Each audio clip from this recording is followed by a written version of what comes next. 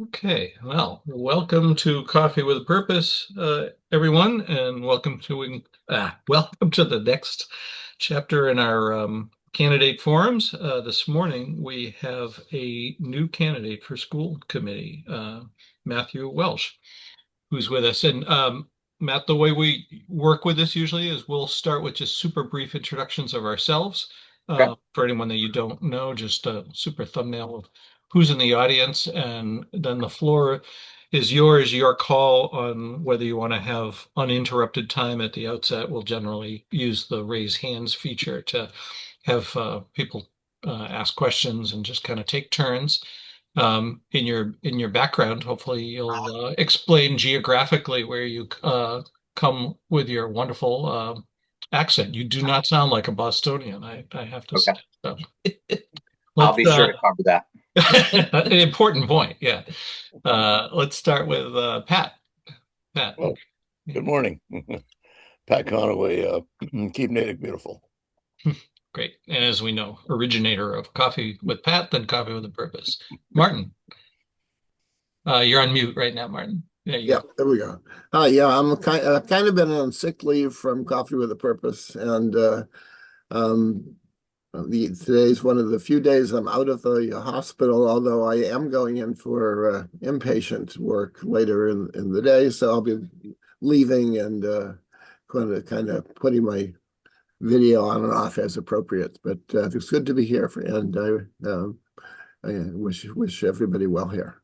Thanks, Good to Martin. have you, and all the best to you, Mark. Yeah. Kathleen. Hi, good morning, Matthew. I'm 35-year resident of Natick. I'm on the Library Board of Trustees, volunteer with Keep Natick Beautiful, and I was a career reference librarian at a graduate school of education. So I think about education a lot, and I'm really looking forward to hearing from you. Wonderful. Good to have you. And Lane, I don't know if you're at your camera or PC. Yep. There he is. Look at that. But your mic doesn't appear to be working. We're not hearing you. Let's move on to Cindy while Lane works on his technical stuff. Cindy? Morning. I'm a 5.5-year resident of Natick, a former teacher, so I care a lot about education. I'm a trail steward. I sing in sound and spirit, and I pick up trash wherever I see it, especially in Natick. Thanks, Cindy. Bill? Hi, Bill Ramage. I pick up trash as well. I have two children and they are grandchildren in the Natick Public School System, and I'm happy to hear what you have to say. Welcome. Thanks, Bill. Sally? Morning. I'm really anxious to hear from you, Matthew. I've not lived in Natick too long, about 9 years, but I'm a former educator and high school level, and really cherish what education does for our community. I'm also I could duplicate Cindy's bio. I was a teacher. I like to sing. I don't sing in sound and spirit, but I also pick up trash with my brother Pat Conaway because I'm trying to keep Natick beautiful. Thanks, Sally. Shanchi? Good morning. I'm a little late. Sorry about this. My name is Jean Gimonar, and I live in Natick more than 25 years ago. I'm retired and trying to participate in different local activities through my church. I'm also a singer and love to go to the library and other community places in the local area. And I'm always very happy to join this Monday morning discussion. It's so refreshing and very informative for me. Thank you. Thanks. Alicia? Hi, everyone. I'm Alicia Lynch. This is my first Coffee with a Purpose attendance. I always see the signs and have always wanted to attend. And then when I heard that Matt was going to be here, I thought I would tune in. Cool. Is And that I'm a center Natick sign resident. behind you? I'm fascinated by the sign on your wall. Oh, I work in like a co-working space downtown that's owned Oh, by cool. Paul Joseph. So Yep. all Nice. kinds of yeah. And Awesome. Natick resident, obviously, for the past 10 years. Fantastic. The Paul's other co-working space next to Sweetwater's is where we used to be able to meet in person. Oh, That yes. Yeah, space. yeah. Great. Lane mentioned that he can hear and see, but he doesn't seem to be able to speak. Oh, you can hear me now? Yeah. Okay. Oh, all right. Yeah, so I'm Lane, longtime Natick resident, very active at First Congregational with Doug and Sarah. Thanks, Great. Lane. Alan. Alan might. Oh, Yep. Hi, good morning. I'm Alan Cantor. I moved to Natick last May and I'm just interested in the town and the schools. Thanks. Great. thanks, Alan. Brinley. Good morning, everybody. I'm a 25-year-ish resident of Natick with two kids, one all the way through the school and one still in high school. Very active in things around town, and I'm really happy to have you here today. Matt, thank you for being here. Thanks, Brinley. And Donna, who's another candidate for school committee, but also a Coffee with a Purpose regular. Donna? Yeah. Thank you. I'm here just to listen. Also, just kind of clarifying that you're listening, being another candidate. Exactly. I'm not here. I'm not here Yeah. really to speak, and Yeah. I actually have an emergency, so I apologize. I probably will be in and out of this. That's fine. The recording's always there. Thanks. Sarah. Hi, I'm Sarah. Doug and I have 4 children that went through the Natick Public Schools all through now, but I will say I'm embarrassed to say I'm not as involved in what's going on with the schools since they graduated, but I try to stay on top of what's going on in town and looking forward to hearing from you. Yeah. And I'm Doug. I moderate this group. And like Lane was saying, Sarah and I are longtime members and do a lot of work, volunteer work with First Congregational on the Common. Yeah. So I think that's everybody, hopefully. Matt, welcome. The floor is yours. Yeah, thank you. So as Doug mentioned, my name is Matt Welch. You'll see me on your ballot as Matthew Welch, which is why my signs and my name in Zoom says Matthew. Doug, you asked a question about my accent, and I just want to clarify, I don't have one. Everybody else does. So this is just the way people are supposed to talk. But I have lived in Natick for about 15 years now. We moved here about 10 days before my youngest was born, and my kids have been in the Natick public school system ever since then. I have a 10th grader and an 8th grader. But both for the time we've lived in Natick and before, my entire career has been in education. I've been in education about 25 years. I was a school teacher for 6 years, primarily in the city of Chicago, but did teach for a year here in Massachusetts. Went to college here, which is how my wife and I ended up back here from Chicago. But for the last 13 years, I've worked for a nonprofit, nonpartisan research company. And in that role, have spent a lot of time in schools and districts across the Commonwealth, as well as have advised some state departments of education in other states on their creation and implementation of different kinds of policies. My hope then is to take that experience both in the classroom and at the working at the state level and doing that kind of research and evaluation and advising of schools and school districts, and to put that to work for our community here in Natick. I know we have a couple of former teachers here. I'm a former teacher myself. I'm both the son and grandson of educators. And I want to just clarify, as I'd say, I want to bring that expertise to work for schools in our school system. I understand that all of you here, your children, some of you mentioned grandchildren, everybody can remember at some point their favorite teacher. Nobody looks back and remembers their favorite school committee member. And so my hope is to help to create the conditions that put more of those relationships in place between teachers and students, and that teachers have the things that they need.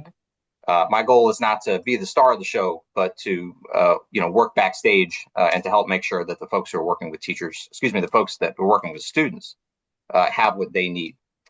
But I know this is mostly a conversation environment, Doug and Sarah, so why don't we why don't we pause there and maybe we can use the rest of the time for conversation? Yeah, yeah, absolutely. So like I say, folks can use the raise hand feature for questions. This the way this group often starts is everybody wants to see what everybody else asks Sure. first. Well, Doug, because I was a teacher, I'm not afraid to just call on people. So if you need me to do There that, you go. you let me know. We can cold call.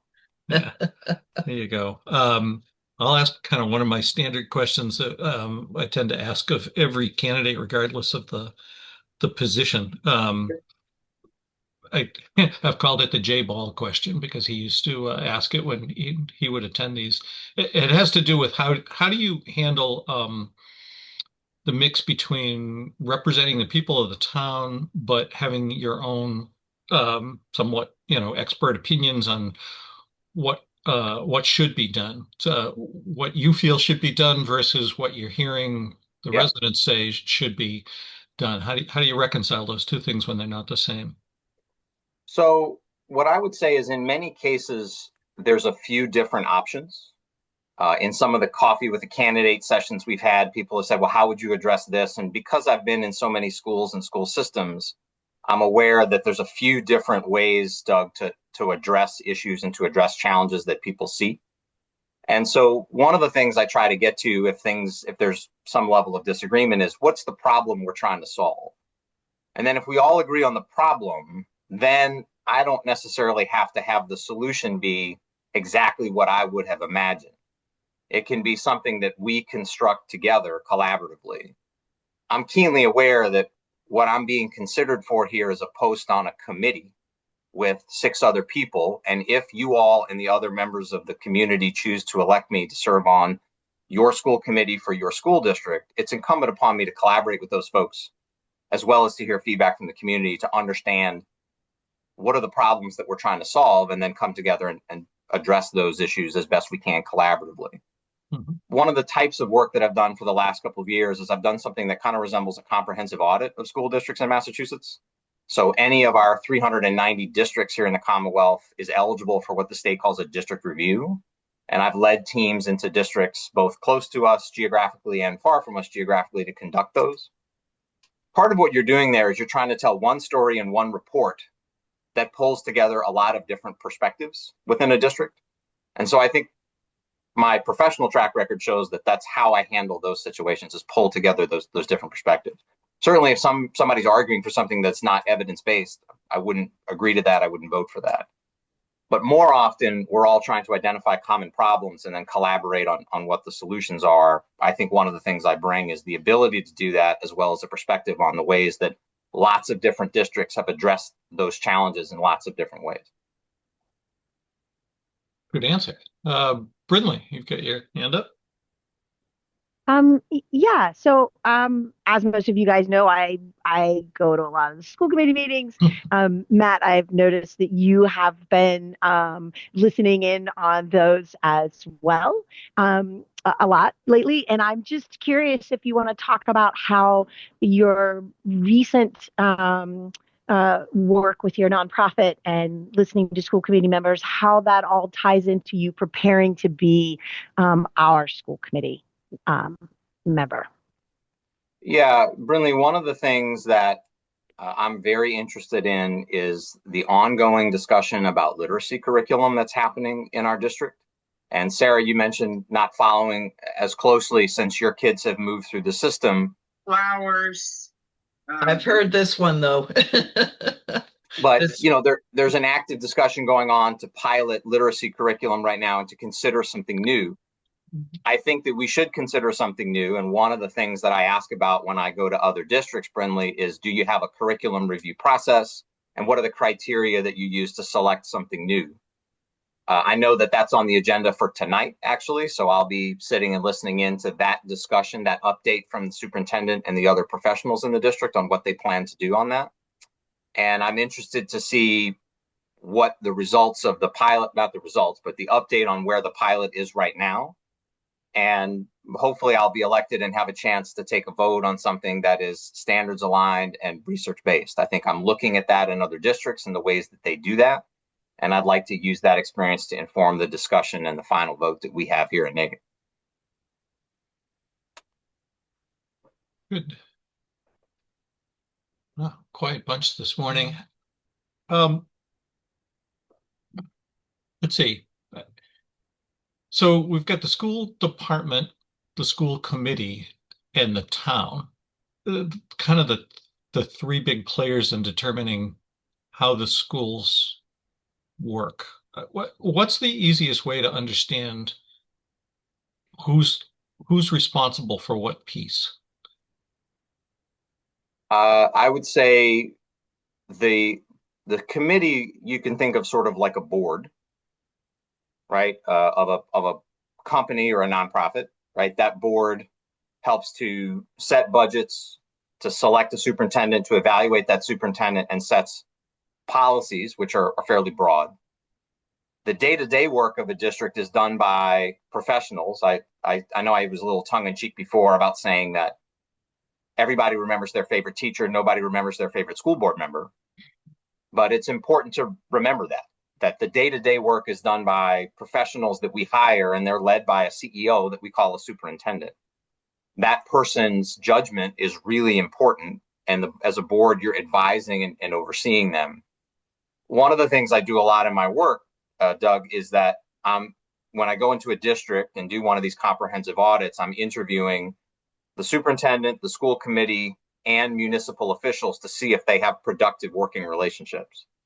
And smaller size districts like we have here in Natick, and I'm saying small not relative to Massachusetts, but small relative to the rest of the country, where you have districts that are based in counties or parishes, and our districts are based in towns, it's really incumbent that you have a collaborative working relationship, partly for financial reasons and partly for providing different kinds of services and supports. The Department of Public Works and facilities and buildings and all those kinds of things are part of the ways that you have to collaborate on making sure that those things work together. So you're all doing that in the service of students, Doug, and for the purpose of supporting the people who are doing the work with students every day. But at a school committee level, you have to be able to have working relationships with both your CEO and your partners in the town. And as we're trying to achieve some efficiencies, we're trying to create more of those partnerships around different kinds of shared services. So those are all relationships that try to work together. In state law, the school committee is designed to be its own kind of legislative body, but you still have to have collaborative relationships with your other municipal officials. Mm-hmm. Thank you. Alicia, I see you've got your hand up. Yeah. Hi, everyone. Matt, I had a question about, I think I've been so happy with so much that our school committee has done. I think we have, I've been so happy with the district. I have 3 kiddos here now. My question is, sometimes I see the school committee, implementing good policy, but then implementation falling short once it hits the schools. Like the example I always think of is the WINN policy, the what I need section, which is supposed to give students time to get exactly what it is, what they need during the school day. For me personally, for my kiddos, that hasn't been what they've gotten. They've gotten extra band, which they didn't want, and not actual support for what they needed. So that's a long way of saying, how do we make sure that some of the great policies that the school committee implement or creates, we actually see do well in implementation? Yeah, I think this would fall in part, Alicia, under the evaluation of the superintendent, which is to what degree, when we, for example, adopt a new literacy curriculum, is there a plan in place for supporting teachers to think about the adoption of that curriculum and putting it to work in the classroom? There's going to be a little bit of a transition period there, particularly for our elementary school teachers who a couple of years ago adopted a new math program. I think that was a necessary step, but we're going to need some support for them in terms of professional development, collaborative time, those sorts of things. You mentioned specifically WINN block, and for those of you who haven't been closely following schools the last couple of years, students will all have some instructional time, some time with you learning, English or ELA or L&L for part of the day. time where you're learning math for part of the day. And then there's some additional time set aside for students to get some extra help. That's an important structure that we have in place, but I don't think all of the kind of systems are in place that we need to make that work effectively for the students to get the help that they need. For example, there should be some reassignment and reshuffling of where students are placed during that time at different times of the day. I think one of the things that, again, you would evaluate your superintendent on is to what degree are there plans in place to try to improve that, and then plans in place to try to measure that improvement over time. So are there metrics in place that we could use as part of that evaluation? Great, thanks for that. Sally? Just a curiosity question. I'm going to speak to California and at the high school level or the secondary level, junior or middle school and high school. We had accreditation. Is that what you call it in back here? Yeah, you're trying to become an accredited. Or once you're accredited, we had it every 6 years. And in the cases of schools that were stumbling and needed some direct changes and to address, it was every 3 years. And I just wondered, what's the routine here in Natick and Massachusetts? So I'm more familiar with state monitoring, Sally, that the state chooses to check on you in some cases every year. And in some cases, they choose to check on you maybe as a district like every 5 years. That's different from the accreditation process, although it feels very similar, right, to a school or a school district. If they send me or the team of people that I come with into your school or to your school district on an annual basis, in a few cases, or every 5 years or so, that's going to feel very similar to the accreditation process. So I've helped to conduct that as a contractor for the state, and that is strictly tied to school performance. Yes. As far as the accreditation process is concerned, I can't recall. Schools do go through it, and in fact, often they've gone through it right before I've gotten there. And so we still have all the documents here together. I don't know off the top of my head when we would be due for that again. I could try to get back to you with that information. So right, I was just curious, and Yeah. that's helpful to know. Thank you. Thanks for that. Deborah Mitchell, come off mute. Hi, Matt. My name is Deb Mitchell. Good morning. Good morning. I'm the leader of the Black Lives Matter movement in Natick and global grassroots Black Lives Matter. And I wanted to know if you were aware of the rollback in DEI procedures and practices. And if you are, what do you see or foresee of you being a way to be inclusive of all people? As you know, Reverend Jesse Jackson just passed. He did. And we had a great African American people had a great celebration, and we want to move his message forward. That doesn't matter, black, white, yellow, bright. We don't care. All people are somebody and are worthy of education and of whatever. So, do you have a policy? What is your thoughts on those things? Yeah, Deb, to paraphrase Reverend Jackson, I think some of these issues are not left and right, but they start with a moral center. Exactly. So the moral center for me is that school is for everyone, and we need to do what we can for everyone. So, but let me be more specific about that, since you asked me a very specific question. To me, a lot of it begins with data and outcomes. And it begins with understanding who in our system is getting what they need and who in our system is not getting what they need. So, for example, at our high school, I think we have a lot of things to be proud of, a lot of great things that are going on there. But the average number of days absent in a school year is double for a Black student than for a white student. White students are averaging about 5 absences a year. Black students are averaging about 10 absences a year. That's extraordinarily high. And so I would encourage our system to explore, why is that the case? What is going on in the school experience for our Black students? The second thing that I would let say, me just say the Metco program is you know, I was a student at Metco, yeah, and you got to get up about 5 in the morning to get to these suburban towns if you live in Boston. So that might contribute to some of the absenteeism. it could, but one of the reasons I like to start with that outcome data is it would give me and the other folks in the system an opportunity to take a deep dive and say, who are those students? Are they students in the Metco program, or are they students who live here in Natick? Is there something related to transportation? Is it related to the experience they're having in schools? I don't know the answer to that, but I know that data point makes me want to ask questions about whether or not our students are all having the experience that they need to have at our high school specifically. My daughter was a high student. Yeah. And she was on the basketball team, and she really missed school. She loved being on the basketball team.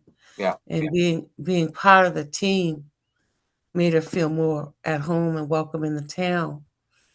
And I know there are a lot of people that don't feel because it's only 2% Black, she was the only Black woman kid in her class. So yeah, you feel, you kind of feel, other, Yeah. But Yeah. that could be another I reason. want to. But anyway, go ahead. I'm sorry. Yeah. Go ahead, Well, I was Matt. going to say I want to be able to move on to Pat's question, but I did actually want to ask a follow-up.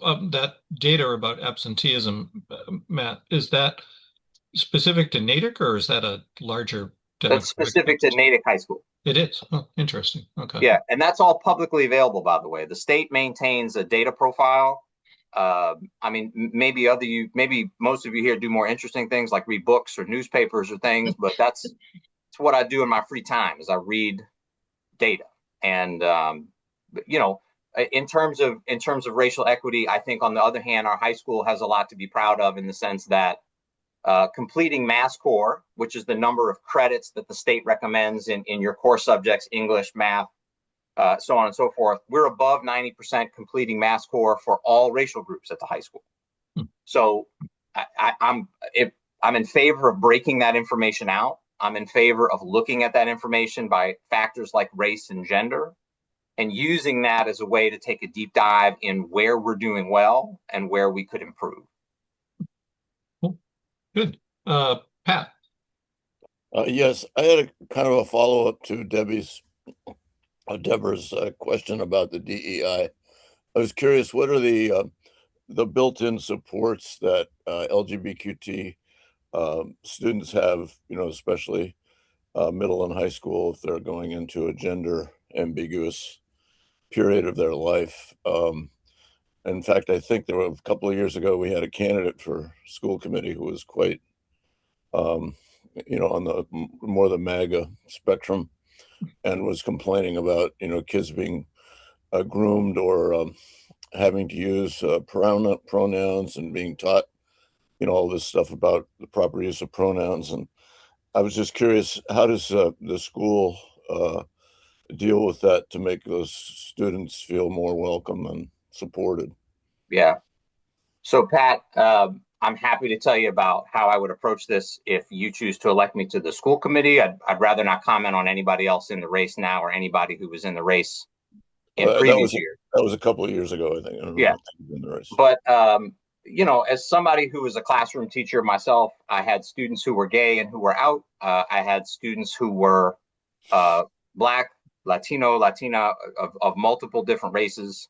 The first thing is teachers continue to do what I think most of our teachers are doing, which is to create an environment that is welcoming for everybody and then has equally high expectations for all of our students. I think there's a lot of research base that shows that that's going to lead to good outcomes. As far as whether or not, or as far as the degree to which students feel welcome, I think what you do at the school committee member is, as a policy, you make it acceptable for there to be student and faculty-led efforts to create that. So no place for hate at the middle school, a Gay Straight Alliance or organizations like that are really student led. And you give an opportunity for the students to help create that welcoming environment for one another. And you don't try to hinder that from a policy perspective. You try to create a fertile ground where those kind of seeds can blossom. Do you feel like I answered your question, Pat? Yeah, thank you. Good. Who else has got questions for Matthew? Brinley. Yeah, so I'm thinking about what's been going on recently in town, and I know one of the things that we as a group have talked about, and we did the surveys. The school administration and the school committee have recently embarked on a strategic plan procedure, and I know when I talk to people, there's a lot of people who don't understand the difference between strategic plan and capital plan and why we need one and the importance. And I was wondering if you could maybe talk to that a little bit. Yeah, the strategic plan is an important way that everybody in the community knows what direction we're going in. Where are we trying to head, and how do we know if we've gotten there? That is the GPS or the roadmap for where we're trying to head as a district. One of the things that I appreciate is that the process we're using to create that plan right now is generated by a lot of community engagement. There's a strategic plan committee that I think has close to 30 people on it. I'm one of those people. There are, forums and focus groups for parents. There's a survey that's gone out to the community. So there are different ways that we're trying to build that to give us a set of priorities. There are so many different things that schools and school systems could be working on or spending their time on. But having a strategic plan that people feel like has the legitimacy of the community is really important. One of the things that I've seen in going into other districts is strategic plans that do not have clear priorities, strategic plans that haven't been revisited in a long time, strategic plans that do not have metrics for success, or strategic plans that exist, but when I go talk to teachers or students or parents, they've never heard of them. So I think this is partly about an implementation question, and I think this partly goes back, Doug, to your question earlier about how do you balance the different things that different people are asking for in the community. The strategic plan is one of the ways that you set your priorities, and it's not that you ignore anything that comes up in the life of a strategic plan over a 3, 4, 5-year period. But the strategic plan gives you a set of focal points and then a set of data points that you can come back to see how are we doing? Are we going where we said we would go? Are we on target to get there? Are we likely to arrive? And how will we know if we have arrived and gotten there on time, so to speak, to continue the GPS metaphor? That's a good high-level overview of why it's there, what the parameters are. So what kind of things would be on a strategic plan? Like, is this curriculum, like what type of goals and things would we see on a strategic plan? Yeah, you might set a goal, putting aside Natick specifically, a strategic plan might say we have a goal to improve teaching and learning, and there might be some test scores there. I was in a district a couple of years ago that had a strategic plan goal around attendance because chronic absenteeism was a real problem in that particular district. There could be facilities or building related things that are part of a strategic plan that can become really important for trying to focus your time and your energy and your resources on trying to get your buildings up to date.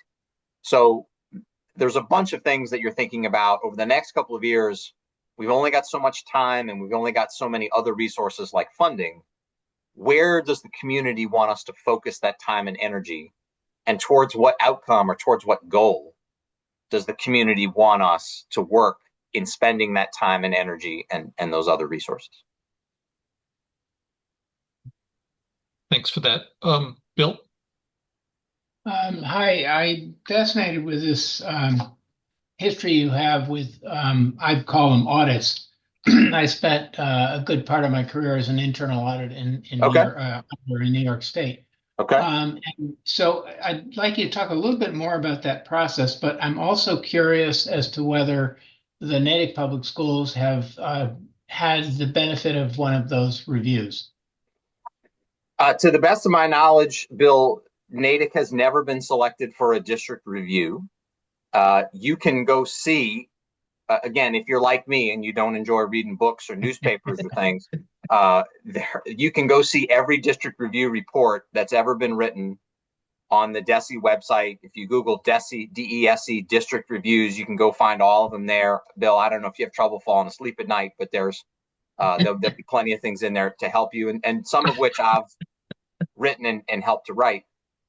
So that's the second part of your question. The first part of your question is, what exactly is a district review? A district review is a comprehensive look at 6 different aspects of a school district's performance: their governance, their human resources practices, their finance and facilities. That's kind of the 3 that are on the operational side. And then the 3 that are on the student-facing side are curriculum instruction, assessment, and data use, and a broad category called student support.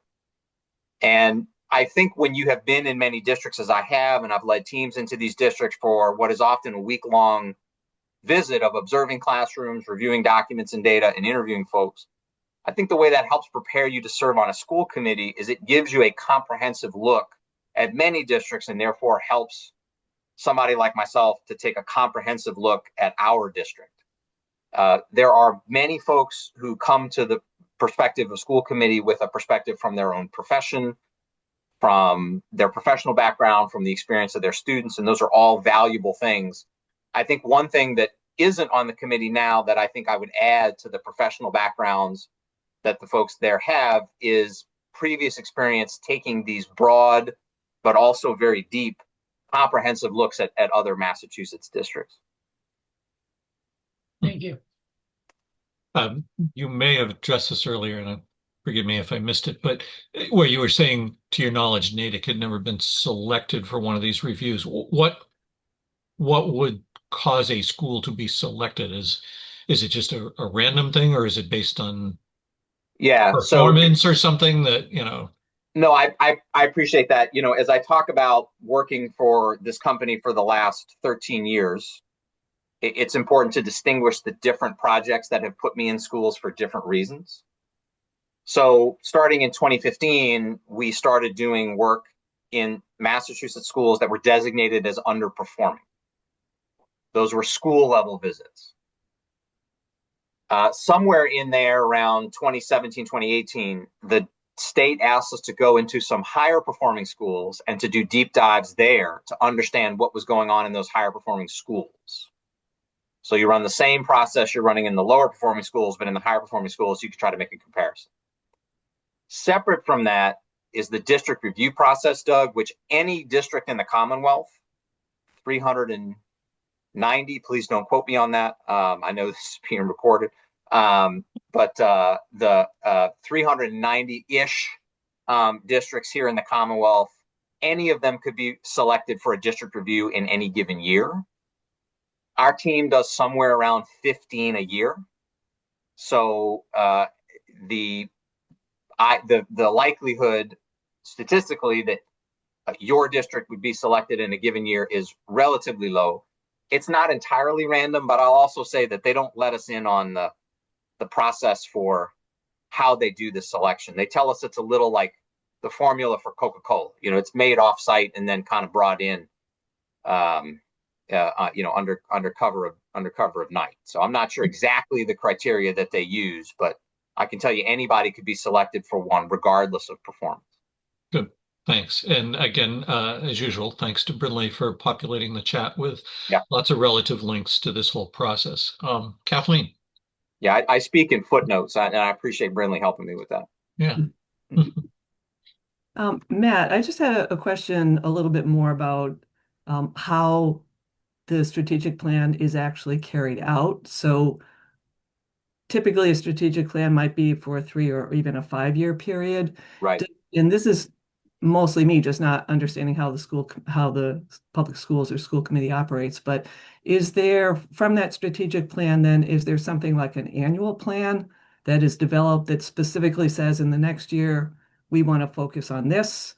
And if that is the vehicle by which the strategic plan is implemented over a period of years, is that annual plan reviewed then at the end of the year by the school committee So if you could just talk a little bit more about how the goals of the strategic plan are actually set in motion, and then any kind of look back to see how we're doing, what needs adjusting, et cetera. Yeah. So the way I think it should work, Kathleen, is that the community will help to set priorities. And then I think of a strategic plan in kind of 3 or 4 columns. So column A is the goal. Column B is the plan or the implementation process. Alicia was asking about this before. But that's the process by which we're going to pursue the goal. What are we going to do? Column C might be a short-term measure, like in an annual plan. Column D might be that long-term goal, that long-term measure. So your other question was about, the other part of your question was about, are there annual plans? That's often the way people carry them out, is that implementation plan is broken into, let's say, a 3-year process, right? If you're going to do a comprehensive review of your curriculum, you're probably not going to look at all grades and all subjects K to 12 in 1 year. You would probably break that out. If one of the goals is curriculum review, you would probably break that out over several years. Facilities, probably too expensive to do all the repairs that you want to do in 1 year. So you might break that out over several years. The district I was referring to before that had attendance as a goal, in that particular case, the superintendent brought an attendance report to the school committee every month.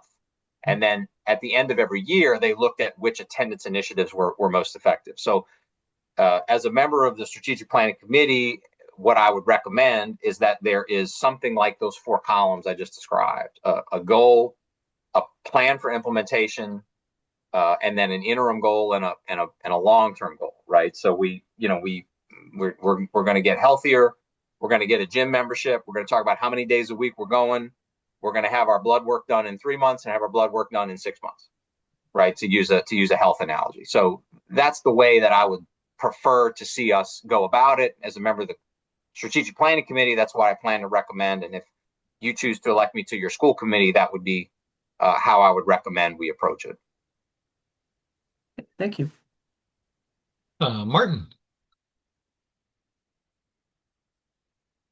Yes, hi. I had a question about in terms of defining school goals. I haven't been reading much about this in many years, but back in the days of MCAS, when those ratings were put in, the ratings for school districts seemed a little superficial to me in terms of being based on quantitative measurements, averaging out all students, averaging out all grades. And I'm wondering if any of the current goals or the types of goals that are looked at are all that type of analysis, or whether there's anything that goes beyond the pure test and grades and traditional way of looking at student performance.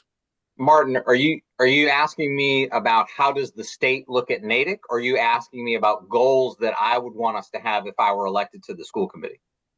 Thanks for clarifying the question. I think both, because honestly, I don't know exactly how the system works. So on the level of the school, looking at what goes on within the school, other non-quantitative measurements, and then looking at the larger picture of how the state is going to look at the school districts is their larger criteria. Yeah, I would say, Martin, that the way that I would like to see us look at our schools and our school system if I'm elected to the school committee is a holistic view. So that certainly would include MCAS and benchmark scores, but I would like to look at attendance, for example. I would like to look at those results broken out by factors like race and gender, as Deb and I were talking about before, right? What is our absenteeism rate overall, but what's our absenteeism rate by factors like race and gender, or students who are in the MECO program versus students who live in NATIC. So there's other ways I think that we can look at ourselves. We survey students every year. And in the last few years, I've served on the school site council at Kennedy Middle School. One of the things we've talked a lot about is those student survey results. and the degree to which students at that school feel connected. Deb talked about, I believe it was her daughter who played on the basketball team, had a lot of conversations with that school site council about the degree to which students feel connected to the school, in part because they're in a small group advisory for part of the day, but also partly because we get them connected to a club or a team or something like that. So my view would be that that holistic look at a school at factors like attendance, do students feel connected with school? Do they have at least one adult in the building that they have a good relationship with? I think those are all just as important as our graduation rate and our test scores. I do think that those things are important, but I would look at the district holistically. As far as how the state looks at us, they're going to continue to look at test scores, graduation rates, attendance. They look at things that you can kind of see from 30,000 feet, so to speak. One of the things that we're talking about a lot in the district is street data, which is a term that comes from a book that came out a couple of years ago. It may even be behind me somewhere. But basically what they mean by that is street level, right? Things that the teachers can learn about their students that the state maybe can't see at that 30,000 foot view, but that teachers can learn about their students through the different ways that they track understanding over time. And again, at the district level, if you elect me to your school committee, I would be interested in that street level data. The state is going to look at stuff that you can see from 30,000 feet, kind of that Google Maps view. Yeah, thank you. That's very interesting and clarifies some things. So, if somebody wants to look at a school district and how they're doing, they can go deeper. There's much deeper information, and I guess I'd call supplemental information to what they normally see in terms of test scores and attendance and whatever. Yeah. And some of that's presented at school committee meetings. Some of that's already available online. I know Brinley has just shared among other things in the chat, our district profile, if you want to see that. So good. Thank you. Thanks. Pat. Yes, I was going to ask you about this, maybe in terms of the strategic plan. A lot of districts in Massachusetts, I think, are experiencing a decline in enrollment, and the decision on how to handle that and whether schools are closing or should be closed. I believe the closing of, say, that's a favorite school that a lot of people loved, the neighborhood Johnson. school. You're referring to Johnson, Pat? Yeah, I was going to say, I think that was kind of a bruising battle. And I was just curious, the overall strategy of how the school committee and is going to assess that process as you go forward. Yeah. So when you talk about enrollment and you talk about school closures, Pat, I would not characterize Natick as a district that is experiencing a decline in enrollment. Okay. The difference from last year to this year is about 70 students overall. We have about 70 fewer students here in 25-26 than we had in 24-25. About 3 years ago, we had an uptick in about 60 students just in kindergarten. I think that was from like 22 to 23. Mm-hmm. So those swings, that's out of 5,200 students, 70. We got two former teachers on the line, so hopefully I'm going to get this math right, but it's about 1%, a little over 1%. Okay. Right? So a 1% swing, in my opinion, should not result in the closure of a building. When you have those subtle changes in enrollment, you have a little bit of, what I would call the Ubers to the airport problem, right? Which is if you have 8 people and y'all are all going to Logan Airport, you're going to need 2 Ubers or 2 taxi cabs or whatever you like. If now you have 7, you still need 2 Ubers. Mm-hmm. If you put those 7 people in one, somebody's going in the trunk and somebody's sitting on a lap and you don't have enough seat belts. You get the analogy I'm trying to make. So at this time, if I look at, for example, Natick High, what I hear from them is that they're busting at the seams. They need more space. Yeah. If I look at Benham, which is our largest elementary school by enrollment, they're busting at the seams. Lilja's using modulars. Brown's using modulars. Right. Alicia is saying in the chat, I think she may have a child at Brown, but Brown is using modulars and they're kind of busting at the seam. So, if you at this point, attempt to close one of these schools, we're going to have, 2 kids in a desk at some of our buildings. Right. So Okay. the other thing, and my old grad school classmate, Mara Teakin, who's a professor up in Maine now, has done some good work on this. School closures don't save you a ton of money, according to Mara's work. They save you some, but if you have roughly the same amount of students, going back to that kind of Ubers to the airport analogy, you still got to serve those kids. And so your staff, the other things that you spend money on to support those students, those are still costs that you have. Now, I've been in districts in other parts of the state that do have some enrollment challenges and some empty classrooms and things like that. But from what I can see and hear here in Natick, we are not due for another building closure. I see. Okay. Thank you. Thanks. Sarah. So I'm going to jump back a little bit of a follow-up to Martin's question about kind of how the assessments are done and so forth. And I, from going all the way back to my own education, when I grew up, I felt like there was incredibly little overall oversight and assessment, such that we had all kinds of crazy experiences of really just teachers not doing their job, and there seemed to be no consequence. That was not Natick. That was not Natick. It was not Natick, but it was Newton, which had a reputation as a stellar school system. Yeah. So, when MCAS came in, I was a proponent because I thought it would correct some of the just excesses that I had experienced as a student. Yeah. And then we, fast forward a generation, and now we, there was the vote on the couple of years ago, I guess it was, to end that as a graduation requirement. So for that long preamble, I guess my question is, how do we balance sort of overall assessment?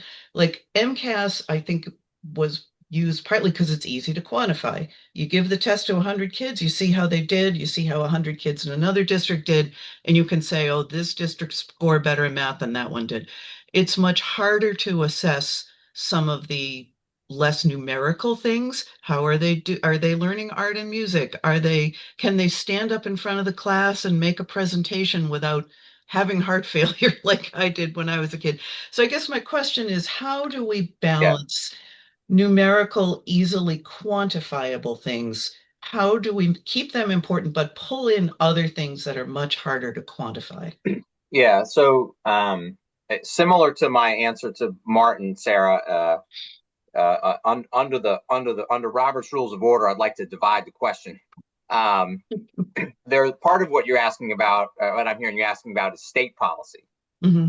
And it's important to note that no matter which candidates you all choose to elect to your school committee this year, we could vote 7-0. We're not changing state policy. Yep. So the state administers the MCAS up through 10th grade. And it's important to note, as you noted, that 10th grade MCAS is no longer a graduation requirement. It is still administered to 10th graders. And I say that as somebody with a current 10th grader. Much to his chagrin, they're going to take that test this year. That state policy won't change regardless of the outcomes of our local election here. What is in your control here is working with your superintendent to understand how much information do we need to know how well students are doing, number one. And that would be, I think we assess students using benchmarks about 3 times a year. And that gives us about the information that in fact, there was a memo presented, I think, last week at school committee that gave the school committee an update on different grade levels and how students were doing in those grade levels. What we also have the ability to do is to assess our students and put other requirements in place. So for example, Sarah, we have the ability to put in place a culminating project for seniors. We have community service. That's already something that students do. I know our kids are doing some public speaking because my 8th grader was telling me about her recent public speaking and experience in one of her classes, and the grade she got and whether or not she felt the grade was fair and those kinds of things. So some of those experiences are happening, and we have the ability to put those in place, in part because we have the ability to determine how much of that interim measurement we do. And I think I would agree with you that we can have some balance there where it's helpful to have some kind of a benchmark assessment, about 3 times a year, and then the rest of the time, can we get students working towards those other goals that we have to give them that kind of more robust experience. The other thing is there are subjects that aren't tested that are still important, right? Somebody has already mentioned, art experiences. My 8th grader is going to go to Natick High next year and is going to take a ceramics class, which is outstanding. That's part of her experience. I'd love to see that continue. And I think the way you do that is you have enough information so that folks can understand how the students are doing, and then not more than we need. Okay, thank you. Great. Yeah. Thanks. Cindy. So,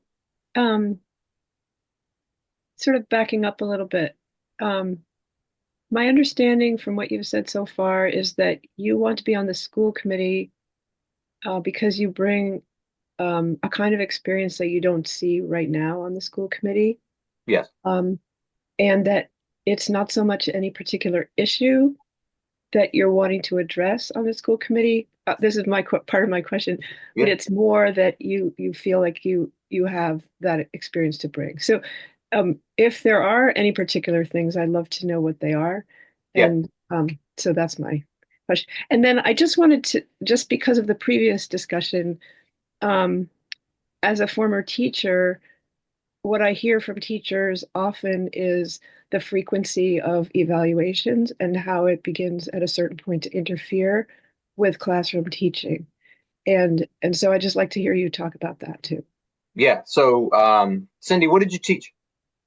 I was a math and French teacher in the Peace Corps, and then Peace Corps math, and then in California and Minnesota, math and French. What grade level? Middle school. Great. So first of all, I started my career in middle school. God bless you. That is that's a tough. I did not last. I did not last. I learned very quickly this was not for me. I'm much better as a tutor one-on-one. My first job, I was 22. I had 30 middle school students, 37th graders in my first day, and one of my coaches and mentors said that a previous person who had left the position had come to teach in 7th grade from being a commodities trader. And this was in Chicago. And he said a tough day on the commodities exchange was better than his easiest day teaching middle school. So much respect to anybody who's spending time in middle school. You had 2 questions there. One was about specific issues versus general experience. I do think my general experience would equip me to be a member of your school committee. But in terms of specific issues, I have a couple. One is I'm very eager to take a vote on the literacy curriculum. We're going to get an update on that tonight if you'd want to tune in and see where they are in that pilot and going through a review of our literacy curriculum. But I'm very interested to see us have something that is standards aligned or research based at the elementary level.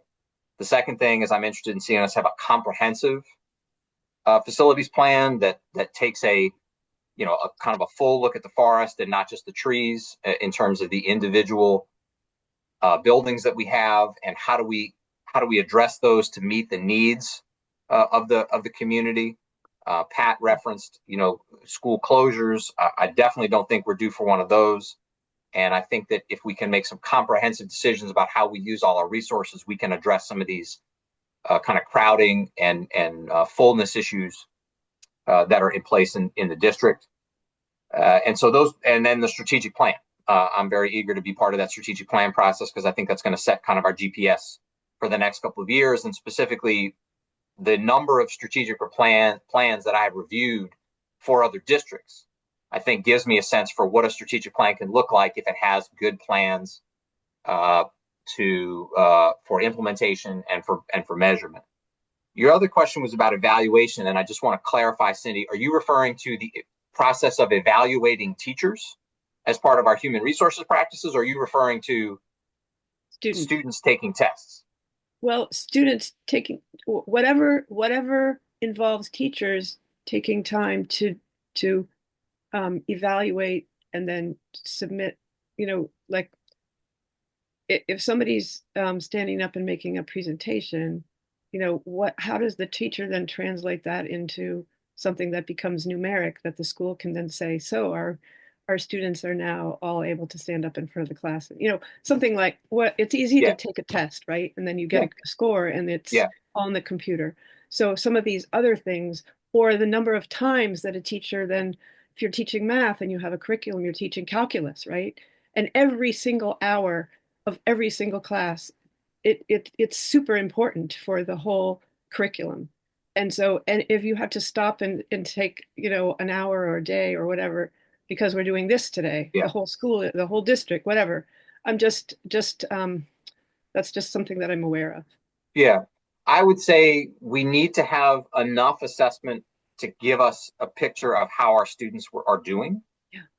We don't need any more than that. Yeah. The other part I heard you say, Cindy, was that there are things that are difficult to assess with a test. Yeah. I would be interested to see us talk about, for example, our profile of a graduate that we put in place a couple of years ago. Mm-hmm. What are the sort of how do we knows that are part of those things, and that would be something that would be in our control. It wouldn't necessarily be a state assessment. Yeah. Thank you very much. Yeah, thank you. Sarah again. So you mentioned the issues with do we keep on where we are with the reading curriculum, or do we look differently? And I, again, having my kids have been out of the system for a while, so I apologize that I'm not totally on top of all the nuances of this, but I'm guessing a lot of people on this call may not be either. So I will go ahead and ask the question.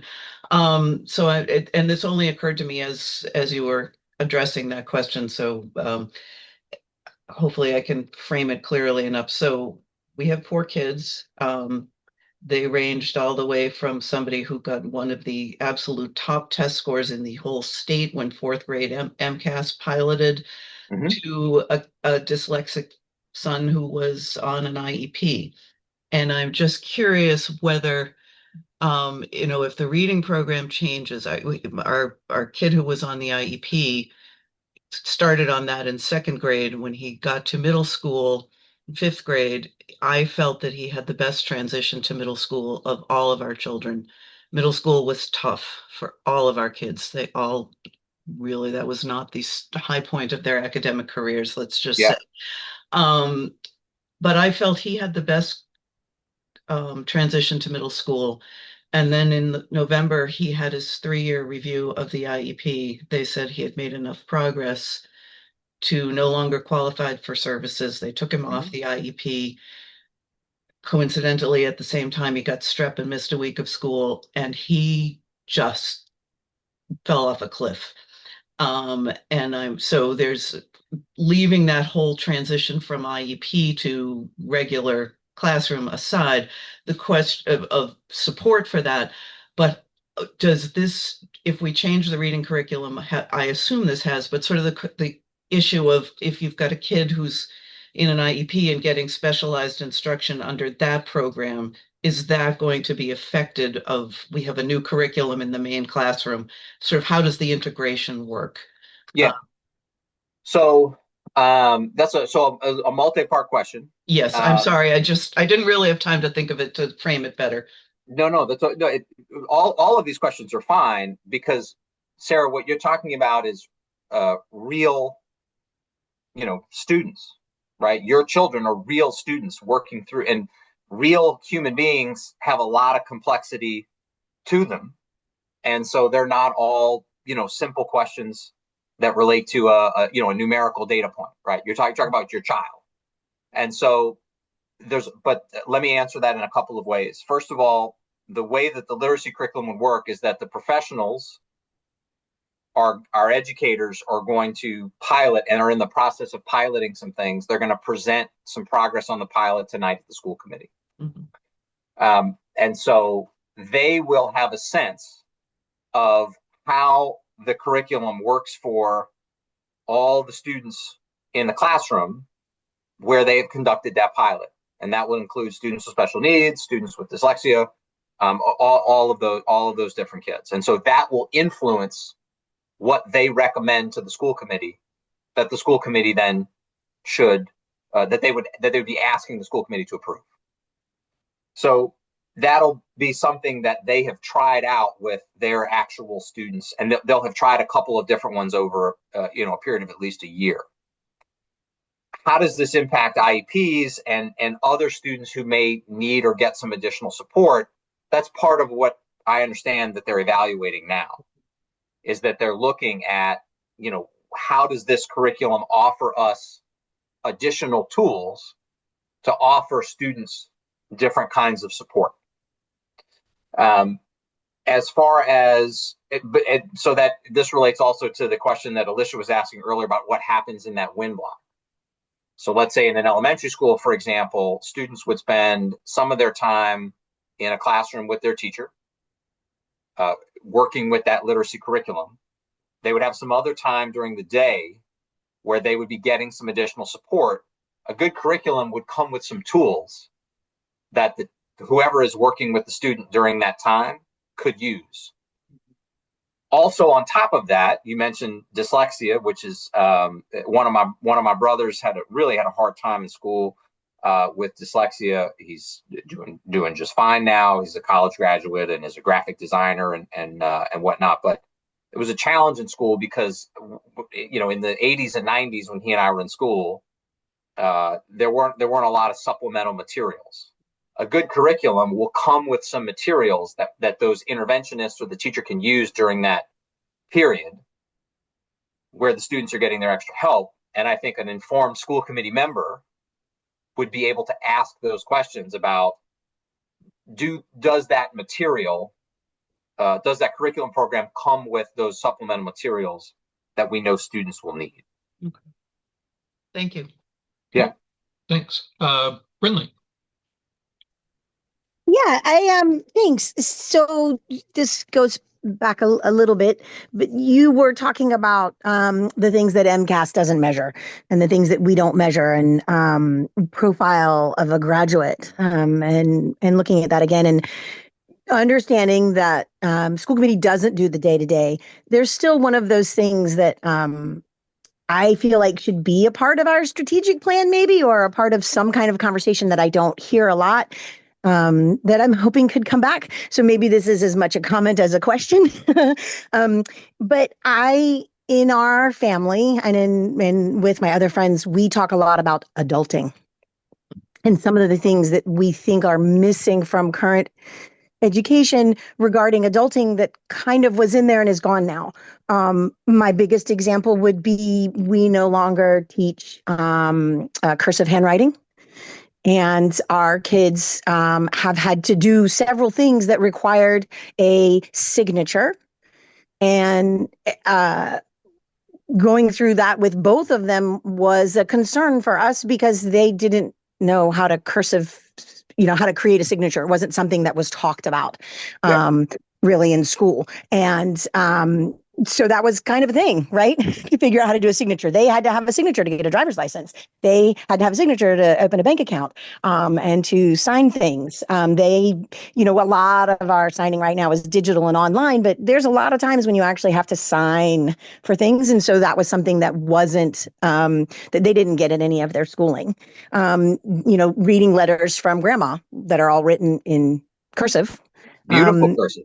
Reading, right? Exactly. Palmer method cursive, I bet. Completely. And sometimes it's gorgeous, but also then it's reading from grandpa, and Baba's cursive maybe is not so fantastic. Not to play gender, problems here, but just, own personal family situation.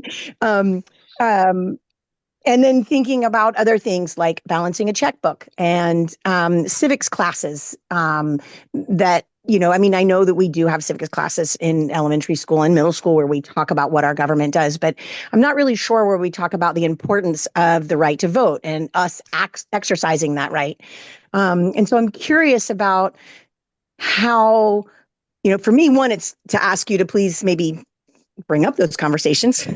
And also, how do you feel about that missing of the adulting? Like, we no longer have home ec. We still have woodshop in middle school, but not all the kids get to experience it. And so what are your thoughts about how to balance a checkbook and create a signature?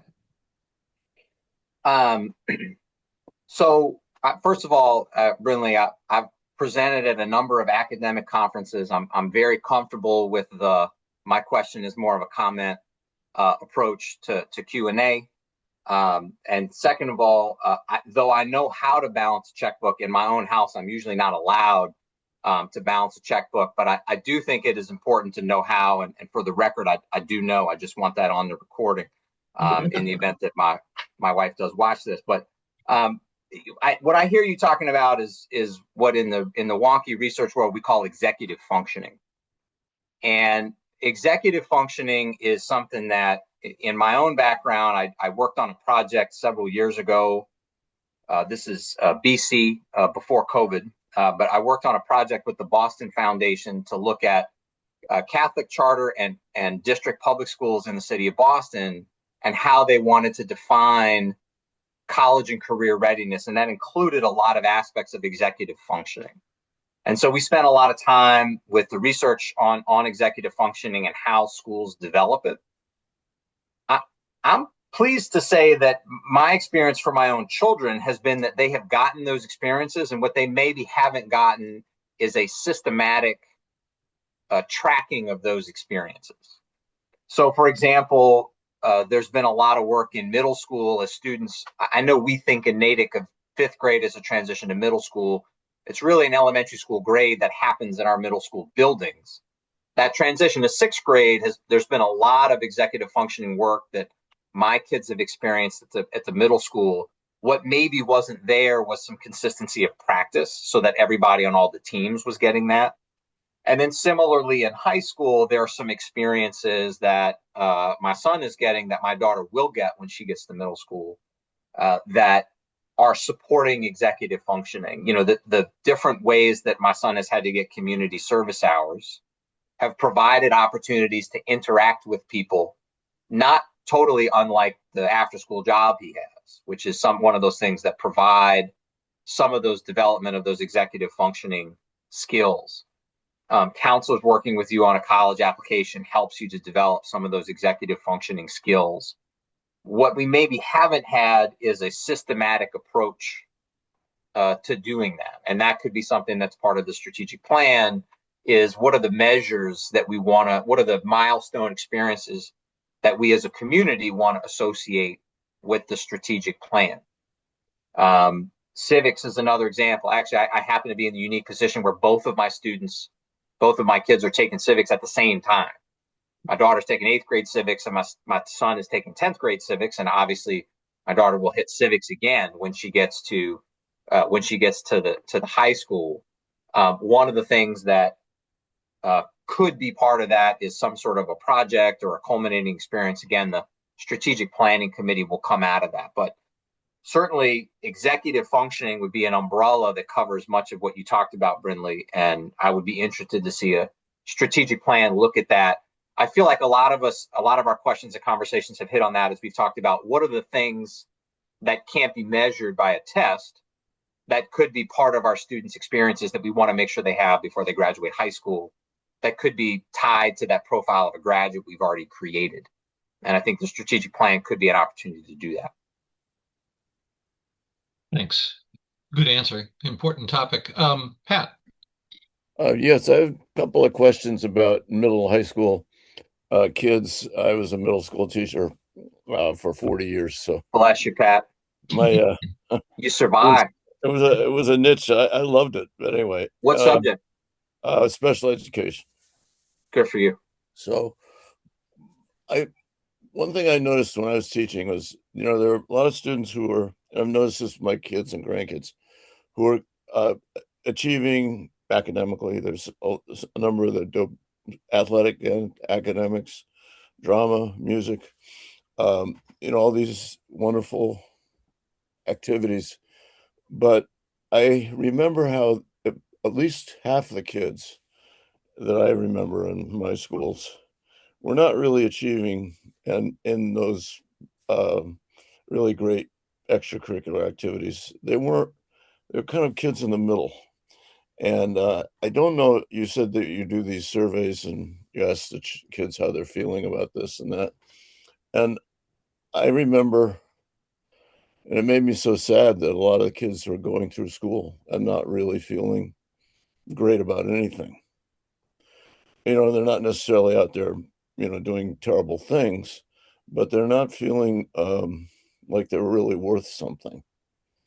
And then nowadays we got these things going on, and there's an awful lot of social cruelty in a school. And I remember as a teacher, a lot of it happened behind our backs, and we didn't really even know about it.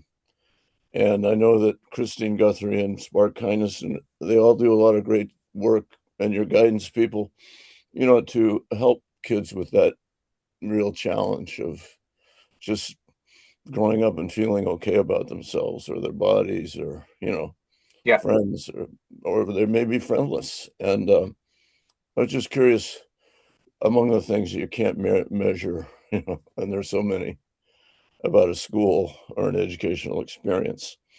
What are your priorities on those kinds of things? Yeah. Pat, that's a big question. Right. I mean, people feeling disconnected in the world and the role that technology plays in that. I will say that one thing that a lot of districts are doing and that I'm supportive of is trying to limit screen time in schools in general and phone use in particular would be one thing that a school committee member could address in terms of setting policy. One of the things that you can measure is what students are telling you, either on a survey or through other ways that you interact with them, whether or not they feel connected to school. And this is something we've talked about a little bit in my time on the Kennedy School Council at the middle school level. And one of the things that has gone on over there, and I can't take credit for this, but I've sort of applauded it and trying to encourage it as a school council member and a community member, is one, having all of the students in the school in an advisory group. And what that means is periodically you're put in a very small group of people. It's often, kids of your same gender with an adult working on some kind of non-academic, maybe executive functioning, maybe kind of what we call social emotional, but maybe some of the non-academic stuff. And the real value of that is it gives you a time when a big school becomes very small, and it gives you an anchor point with one adult in the building. The other thing we've talked about at the middle school level is trying to think about how to get every kid connected to an activity of some kind. And particularly at the high school level, you're moving from class to class. It could be hard to keep track of. And one thing I'm pleased to say is that at the high school, the students there can start something if it's not currently there. My son was late coming home the other day, and he said, "Oh, some guys are going to start an investment club, and we're going to start talking about, investments and stuff." And whether they make a whole bunch of money, Pat, I don't know, but what they will do is they'll have time after school where all the kids who are interested in that can come and have a connection point with some peers and with a teacher. And so those kinds of things provide really important connection points. Back when I was a high school teacher, I coached cross country. I directed the school play one year because they didn't have somebody to direct.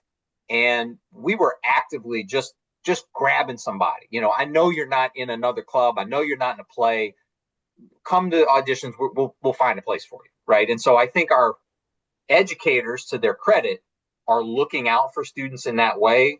From a school committee standpoint, I think what you can do is make sure that the resources and the policies are in place, that students can start something if they want to start something, and that we can somehow make sure that everybody's got a connection point there. I think that can cut down on some of that negativity if, again, this student and this student are on a team and they're in practice together every day, then hopefully that's a way that you reduce that in practice. And then as a matter of policy, you just make sure that the ground is fertile, that students and teachers can do that kind of work. Thank you. Thank you. Yeah, certainly important. Not seeing any other hands up. I've got one other question. We are closing in on 10:30. Matt, you may have kind of already addressed this in terms of big picture roles between school department, school committee, and the town, but affordability for residents, particularly older residents in the town, is huge. And the school department takes the biggest share of the town budget. Yep. Yeah. Does the school committee have any role, or even if it doesn't, just your thoughts on how do we better communicate the importance of a well-performing school system to the economic health of the town for the residents that feel, I don't have kids here, I can barely afford it. Every time I turn around, the school department just wants more money. Doug, is your question about how do you solve affordability through the schools, or is your question how do you communicate the value of the school? How do you communicate the value of the schools?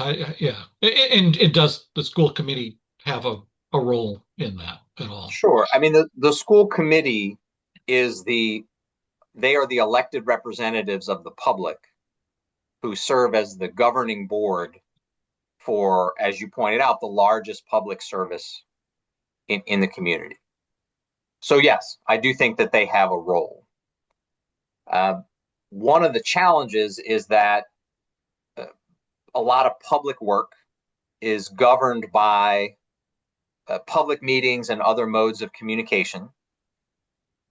And many people are looking for information to come to them rather than for them to go out and look for information. And so I think it's incumbent upon members of the committee to try to communicate successes, progress, highlight achievements, to help people see, number one, this is the return on your investment, right? Are some pretty great young people who are going to be the future of this community and our surrounding communities.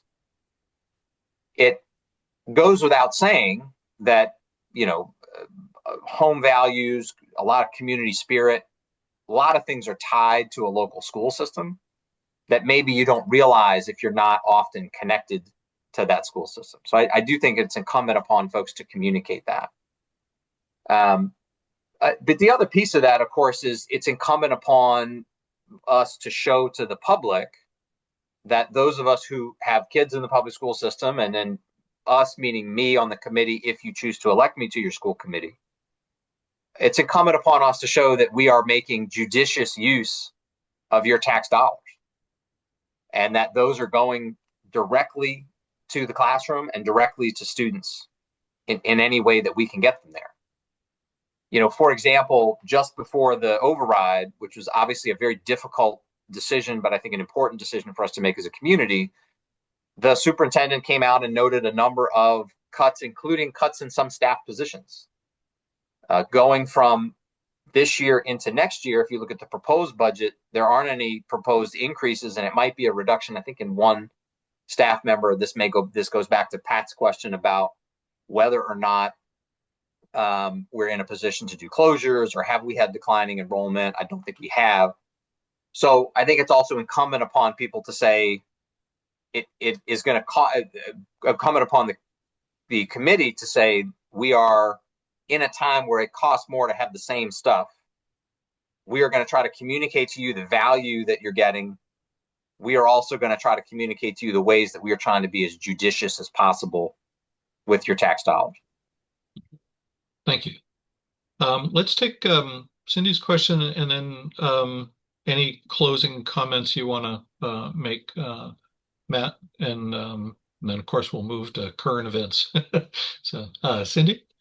So I didn't have any more questions, but this last discussion raised one, and I suspect it was a cost-saving measure. But when I first moved here, I was really pleased to get the annual report about the Natick Public Schools delivered to my house.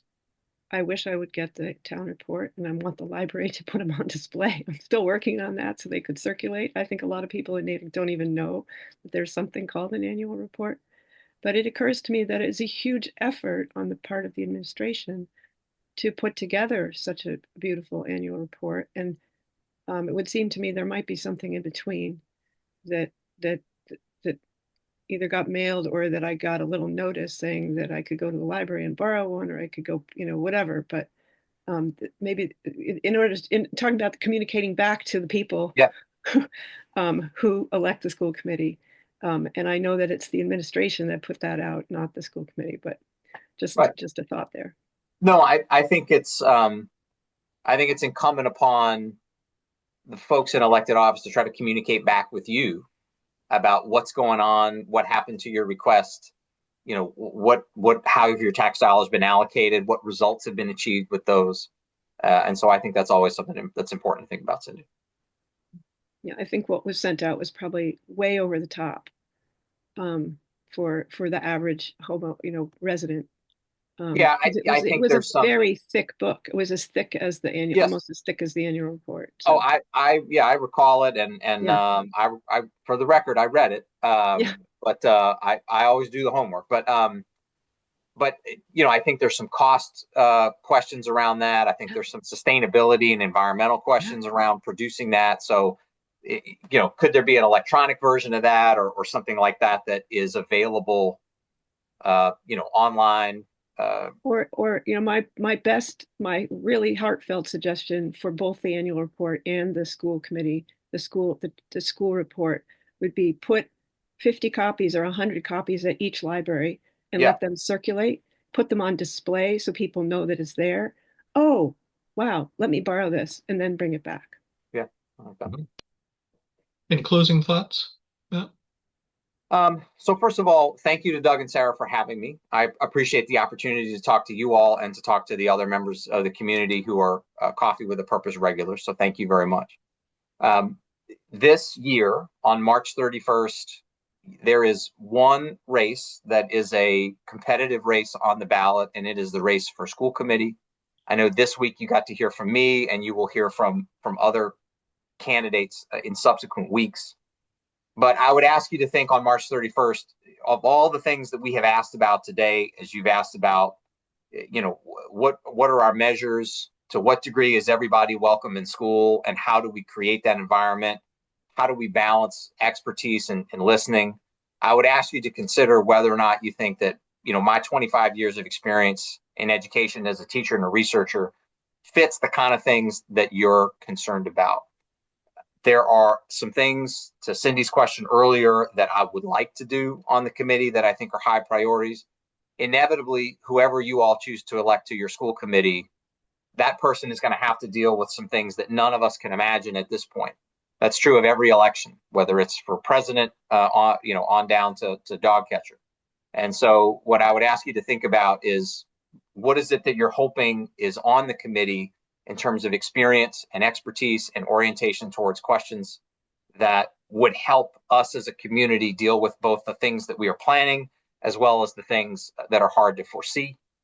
I believe that my experience would put me in a position to do that, and I would ask you to consider that as you cast a vote in our town's only competitive race on March 31st. I think this is already in the chat, but if you'd like more information or you'd like to be in touch with me, you can find more information at mattforschools.com. That's 4FOR, mattforschools.com. And my email address is in the chat as well. There's also a feature on the website where you can get in touch with me directly. Great. Well, thank you very much. And all of the links in the chat, thanks to Brinley, they'll go up in the description part of the video. It should be up later today. Thanks very much for being with us. Last week we had a select board candidate. Today we had a school committee candidate. Next week we split the session and have both. We'll have two incumbents, Matt Brand and school committee, and Kristen Pope as select board. So we look forward to that. And this is the point where I usually ask Brinley, what do we need to be paying attention to this week on meetings and other activities? We already know there's a school committee tonight, right? Doug, I'm going to abscond to get to the next meeting for my day job, but I appreciate you having me, and I appreciate all of you coming today. Thank you so much. Thank you, Matt. Thank you so much, Matt. So I will say, I'll just flesh out that school committee a little bit. The school committee meeting tonight is starting with the budget conversation, what they're going to be asking town meeting for. in terms of money tonight. So that is an open public meeting. I do think that it's a great idea for people to come be there because there will be questions from the school committee, so you can see how that works back and forth, how a school committee member engages with an administration regarding around budget. And then there's the regular school committee business meeting after that that will include what Matt was talking about in terms of the literacy audit. I did put the links for all of those in the meeting. And then I just wanted to remind some people that FinCom is in full swing right now. So if you are interested in, and I'll put that in the chat, if you are interested in what's going on the warrant, the select board approved the warrant. And so everything is in full swing now about all of the warrant articles and all of the public meetings and conversations around the warrant articles, if you want to pay attention to that. And then coming up next week is, and I should put this in the chat, coming up next week is the Yes for Natick candidate forum. And you can submit questions to that. It is going to be moderated by Bob and Deborah Brown from the Natick Report. And so if you want a question asked, you need to submit it in advance. And then they will consolidate all the questions and ask them. It will not be an interactive engagement like this is for us. And then it's the same with the Eco-Natick Forum, which is the next week after that, so 2 weeks from now. And again, that is the kind of thing where if you have questions, you should submit them in advance. You can go to econatick.org and you'll see the forum listed there for that. And that, again, will be a little bit more interactive than the Yes for Natick because you will be able to put things into the chat, but it will not be a back and forth conversation like we have here. I think that's everything on my list. And then, and then I had one thought that I was hoping that we could talk about at some point as a group when we're always talking about people that we'd like to have and what we'd like to do.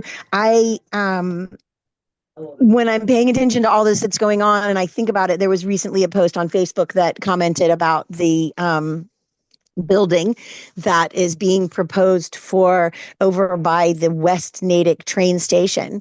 And in the comment, Natick Report made a comment about the public listing only listed it in Metro West News and not on Natick Report.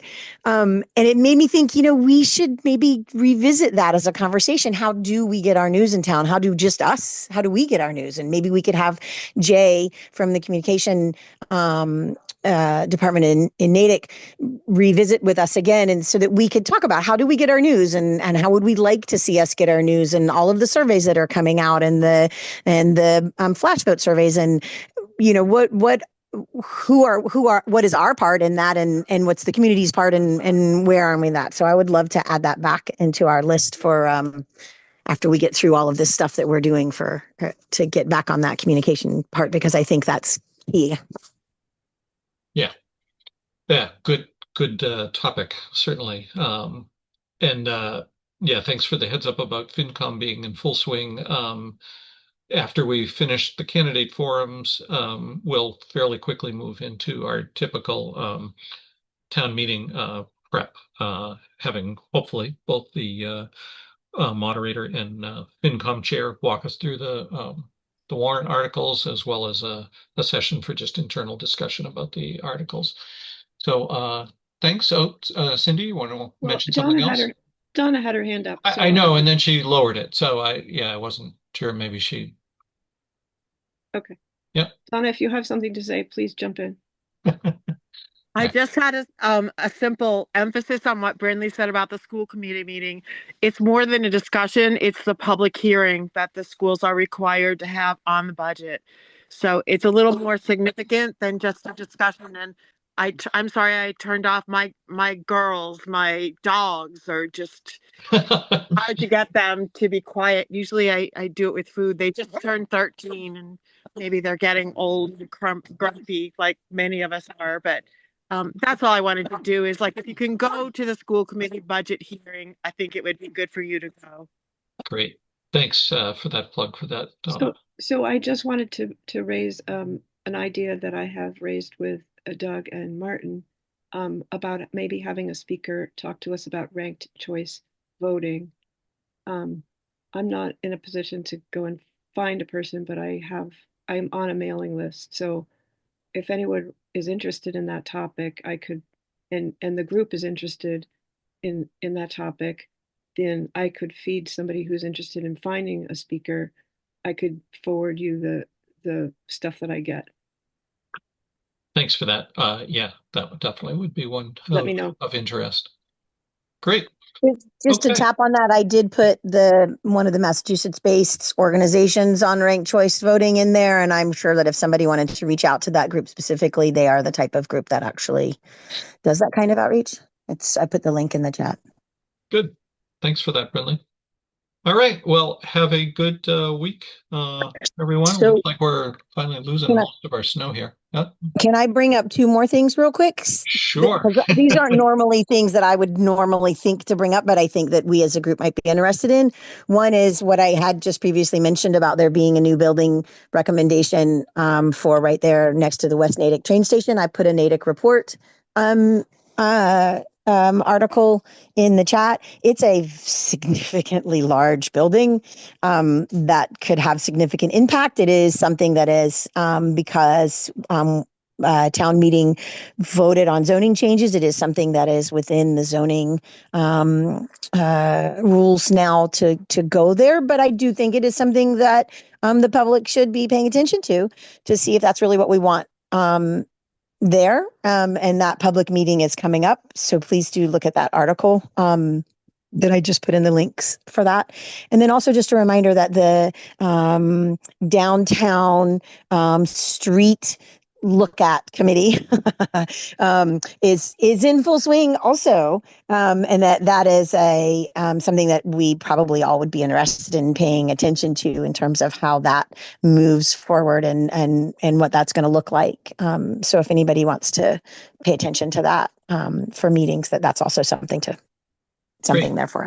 And actually, one other thing, Brinley, is the survey for a hybrid town committee, is that survey still active? Do we have a deadline for that, or has it passed? Oh, thank you for bringing that up. I can't believe I didn't. I am full disclosure on that committee. We put together a survey that we hope will inform any recommendation that we might put out regarding having a hybrid town meeting, having the general public input and previous town meeting and current town meeting members' input seems relevant to any recommendation that we could make. This is me speaking as my own person and not as the voice of that committee. And yes, it is still open. I will put it in the chat real quick if you give me a minute before you end. And it is open until the 15th. So next weekend or this coming weekend. So you have a few more days. It is predominantly multiple choice. It goes really, really fast. We're just looking to see if hybrid town meeting is something that you're familiar with, know anything about, and would make any changes about whether or not you would run for town meeting if you had a hybrid option. And I will put that in the chat.